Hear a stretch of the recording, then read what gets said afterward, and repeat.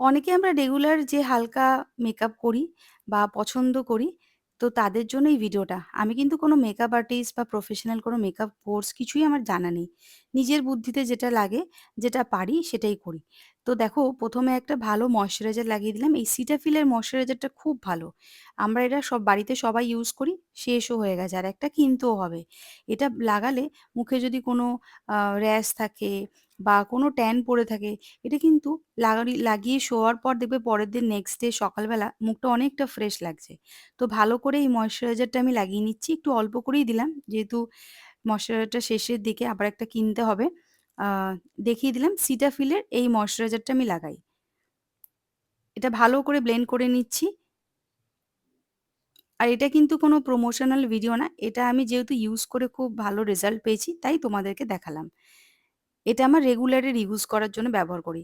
একটা sunscreen use করছি। এই সানস্ক্রিনটা খুবই ভালো। একদম জেল ফর্মে থাকে, ম্যাট জেল যেটাকে বলে। অন্যান্য সানস্ক্রিনগুলো লাগালে ঠিক স্যুট করত না। আমি অনেক সানস্ক্রিন ট্রাই করেছি। কিন্তু এটা দেখলাম খুব সুন্দরভাবে মুখের সাথে ব্লেন্ড হয়ে যায়। ভালো করে এটা লাগিয়ে নিলাম। লাগিয়ে নেওয়ার পর রেগুলারের জন্য এই ফিটমির এই ফাউন্ডেশনটা ইউজ করি 330 র। এটা ভালো করে হাতের মধ্যে এরকমভাবে নিয়ে ১ম এ আমি ওই হাতে আর নিচ্ছি না। জাস্ট ওটাকে দিয়েই আমি এখানে ছোট, ছোট ডট করে নিচ্ছি। দিয়ে ভালো করে হাত দিয়েই আমি ব্লেন্ড করে নেব। আমি আবার কোনো বিউটি ব্লেন্ডার বা ব্রাশ ইউজ করি না। কেন কি আমার একটু র‍্যাশ হয়ে যাওয়ার সমস্যা থাকে। তো তার জন্য আমি ওটা ইউজ করি না। জাস্ট হাত দিয়ে ভালো করে একটু মিশিয়ে নিচ্ছি। তোমরা চাইলে বিউটি ব্লেন্ডার বা ব্রাশ ইউজ করতে পারো। বাট আমি করতে পারি না। সেটা আমার স্কিনের একটা সমস্যা। দেখে নাও ভালো করে যেখানে, যেখানে রয়েছে কপালে একটু কমই দিই। নাহলে সাদা ফ্যাটফ্যাটে একদম বিচ্ছিরি একটা কন্ডিশন এ চলে আসে ঘাম হলে। তার জন্য কপালটাতে একদম অল্প করে লাগাই আমি। ভালো করে এভাবে ব্লেন্ড করে নিচ্ছি।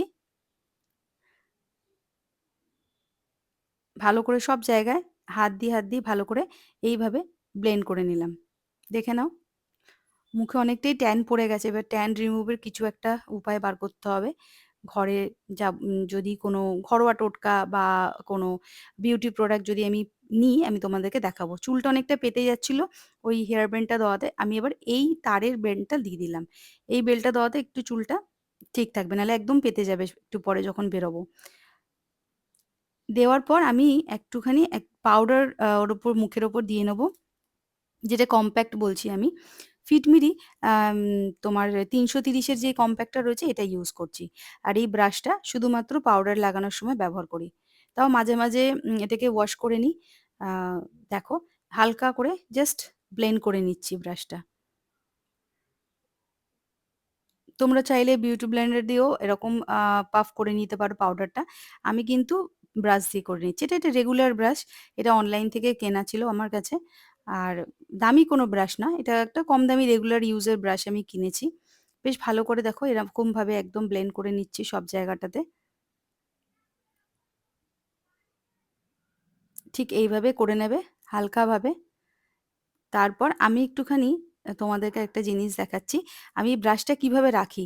আমি না ওপেন রাখি না। ছোট্ট একটা প্যাকেটের মধ্যে রাখি যাতে কোনো ধুলোবালি কিছু যাতে না ঢোকে। এই ব্রাশে যদি কোনো ধুলোবালি কিছু ডাস্ট লেগে যায় এটা যখন মুখে দেবে ওখান থেকেও কিন্তু র‍্যাশ হয়ে যাওয়ার সম্ভাবনা থাকে।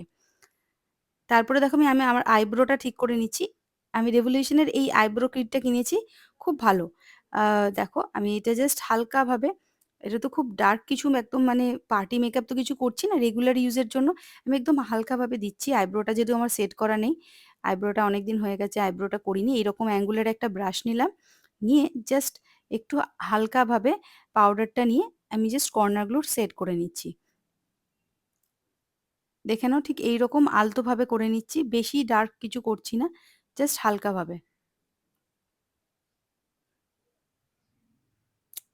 এইরকমভাবে হালকাভাবে করে এটাকে সেট করে নিচ্ছি। তোমরা চাইলে তো কেউ যদি তোমরা মানে জেল আইব্রো কিট ইউজ করতে পারো, সেটাও করতে পারো।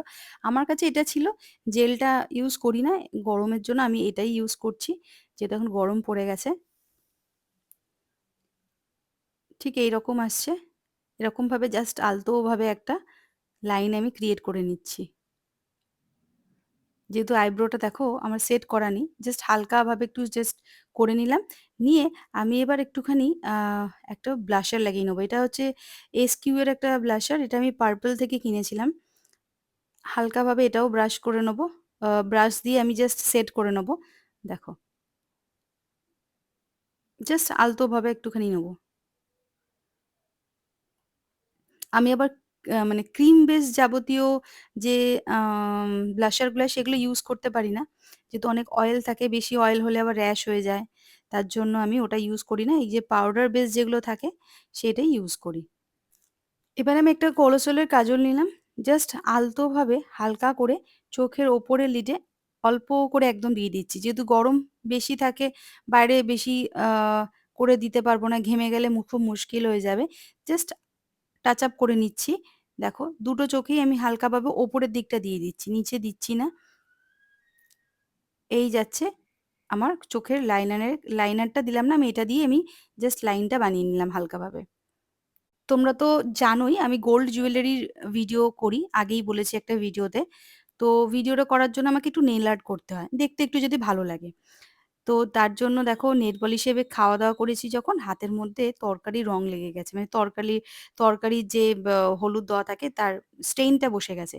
তো নেল পলিশ রিমুভার দিয়ে আমি জাস্ট ভালো করে এবার নখগুলোকে ক্লিন করে নিচ্ছি। আমি ভিডিও করতে যাবো বলেই রেডি হচ্ছিলাম। ঠিক এইভাবে একটু ভালো করে ক্লিন করে নিচ্ছি, যাতে জিনিসটা একটু ক্লিন থাকে।